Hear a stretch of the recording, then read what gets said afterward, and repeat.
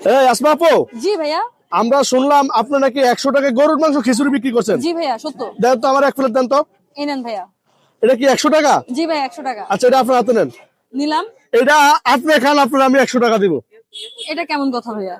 হ্যাঁ, আপনি খাইতে হবে। আপনি বললেন আমাকে দিয়ে, আপনি চাইলেন, আমি আপনাকে দিলাম, আপনি আমাকে বলতেছেন আমি খাইতাম। এটা কেমনে সম্ভব? আপনার গরুর মাংস যদি আমরা হোটেলে খাইতে চাই, শুধু গরুর মাংস দামে 200 টাকা 300 টাকা রাখে, সেটা সেখানে তো আপনি যাই হোক খিচুড়ি ভাইয়া। সহকারে 100 টাকা। কিন্তু এটা আপনি অর্ডার দিয়েছেন, আপনারটা আপনি খান। না না না আপু, আপনার এই খাবারের ভিতরে ভেজাল আছে, আমি আপনি খান। সারাক্ষণ খাই। না, আপনার এই খাবার আপনি 100 খাইতে হবে। টাকার খাবার দেখে কেন ভেজাল থাকবে? না, ভেজাল থাকবে, আপনার খাবারের ভিতরে ভেজাল আছে।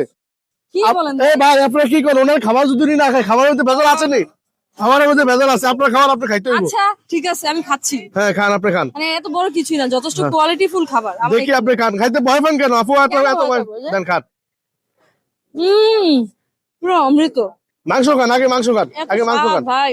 মাংস কি আসলে গরুর মাংস না অন্য কিছু মাংস? আসলে 1000 টাকা করে কেজি কিনি ভাইয়া, সলিড মাংস। মানে হাত দিয়ে দেয় না? না দেখি খান।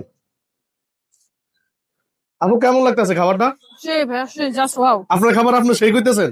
অবশ্যই আমার কাছে আগে মজা লাগতে হবে, তারপরে পাবলিকের কাছে মজা লাগবে। আমার কাছে যদি মজা না লাগে, পাবলিকের কাছে মজা লাগবে? আচ্ছা, এই যে অনেকের কাছে মনে করেন যে টাকা থাকে না, রিক্সাওয়ালা যারা, ভ্যান গাড়িওয়ালা যারা, এই যে মনে করেন যে 100 টাকা নিয়ে এসে আপনার কাছে গরুর মাংস দিয়ে খিচুড়ি খাইতে পারবে? অবশ্যই ভাইয়া, যত রিক্সা চালক, ভ্যান গাড়ি চালক, দিনমজুর যারা আছে, হ্যাঁ। তারা সবাই আমার এখানে এসে 100 টাকার প্যাকেজটা খেতে পারবে। খুবই সুস্বাদু, আর আমরা তো জানেন যে বরাবরই কোয়ালিটি মেনটেন করি।